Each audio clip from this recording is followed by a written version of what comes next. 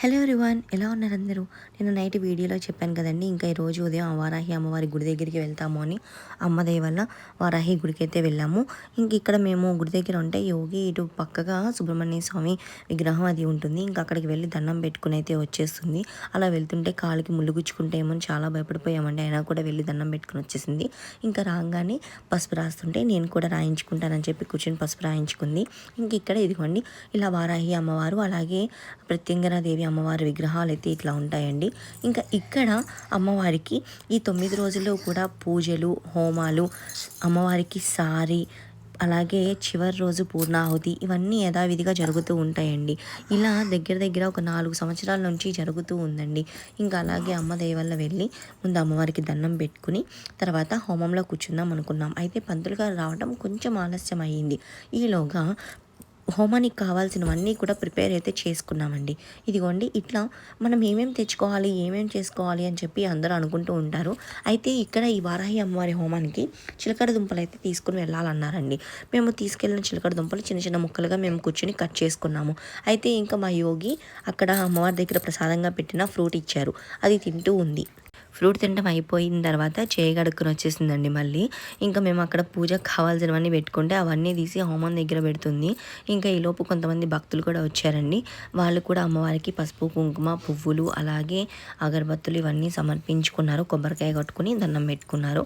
ఈ టైంకి హోమం అయితే ఇంకా స్టార్ట్ అవ్వలేదండి. ఇవన్నీ మేము తెచ్చినవన్నీ కూడా ఇలా ప్లేట్స్లో పెట్టుకున్నాము. మేము ఏమేమి తీసుకుని వెళ్ళాము అంటే పువ్వులు, అలాగే పసుపు, కుంకుమ, అగరబత్తులు, తర్వాత పళ్ళండి, ఏవైనా పళ్ళు పర్లేదు. మేము దానిమ్మకాయలు తీసుకుని వెళ్ళాము. ఇంకా మా యోగి వాటి మీద ఈగలు వాడుతుంటే ఇంకొక ప్లేట్స్ తెచ్చి పెడదాం అనుకున్నాం. అందరూ కూడా కావాల్సినవన్నీ సెట్ చేసుకునేసారు ప్లేట్లో. ఇంకా ప్లేట్స్ లేవు, అవి జస్ట్ ఈగలు వాడుతుంటే దులుపుతూ ఉందండి. ఇంకా దానికి సపరేట్గా పెట్టుకుని ఇట్లా ప్లేట్లో పెట్టి అమ్మవారి ముందైతే పెట్టేసుకుంటాం. మనం తీసుకెళ్ళిన కొబ్బరికాయ మనమే కొట్టుకోవచ్చండి మన చేతులతో. లేదు అక్కడ పెట్టి వాళ్ళ తర్వాత కొట్టమన్నా కొడతారు. ఇంకా ఈలోగా పంతులు గారు వచ్చేసారు. పంతులు గారు రాగానే హోమం అయితే స్టార్ట్ చేసేసారండి. ఇంతకీ ఈ వారాహి అమ్మవారి క్షేత్రం ఎక్కడుంది అంటే నూజివీ నుంచి విసన్నపేటకి వెళ్ళే మార్గంలో లోపలికి ఉంటుందండి. అక్కడ పెట్టి ఉంటుంది నవగ్రహ అనుగ్రహ వైభవ క్షేత్రం అని. రోడ్డు మీద నుంచి ఒక 4 కిలోమీటర్స్ లోపలికి ఉంటుందండి. ఇక్కడ ప్రతి అమావాస్యకి, ప్రతి పౌర్ణానికి ఇలా వారాహి నవరాత్రులు ఇలా కొన్ని స్పెసిఫిక్ రోజుల్లో హోమాలు చేస్తారు. ఇలా ఎవరైనా చేయించుకోవాలి అనుకున్న వాళ్ళు నేను పైన నెంబర్ ఇస్తానండి. సో ఆ నెంబర్కి కాల్ చేసి హోమం ఎప్పుడు ఉంటుంది, మీరు ఏమేమి తెచ్చుకోవాలి ఇవన్నీ కనుక్కొని తెచ్చుకొని చక్కగా హోమం అయితే మన చేతులతో మనం చేసుకోవచ్చండి.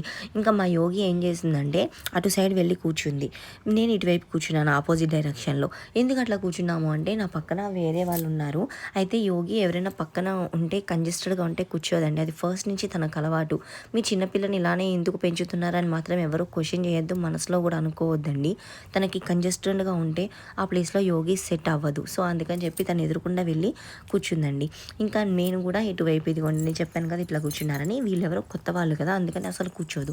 ఇంకా తను వెళ్ళి శిరీషాక్క ఉంది కాబట్టి శిరీషాక్క పక్కన ఆ పాప ఒళ్ళో కూర్చుందండి. ఇంకా పంతులు గారు రావటం, హోమం స్టార్ట్ చేయడం అన్నీ కూడా యథావిధిగా జరిగినాయి.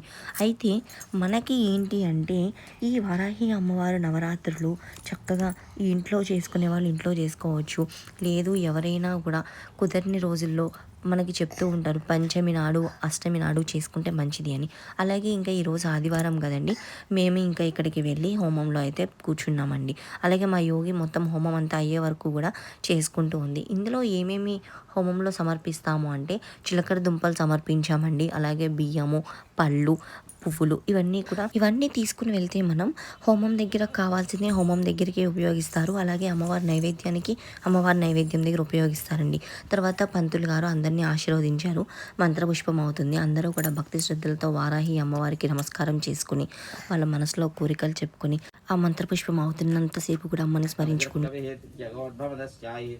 రస్మహస్తస్య సందదా సంతా ఆవేతి సందేహమాపాద్రమస్తఘాతస్య మధ్య వహనిజికా మనియోద్భావస్థా నేరతోదమజ్జస్తాజ్జుల్లేకే భాస్వర నివారశోకవర్తన్ భీపీతావా ఆదస్య నోపమాదస్య ఆశికా. ఆ అమ్మవారి అనుగ్రహానికి పాత్రులవుతూ చక్కగా మనస్ఫూర్తిగా వారాహి హోమం అయితే చేసుకున్నామండి ఈరోజు.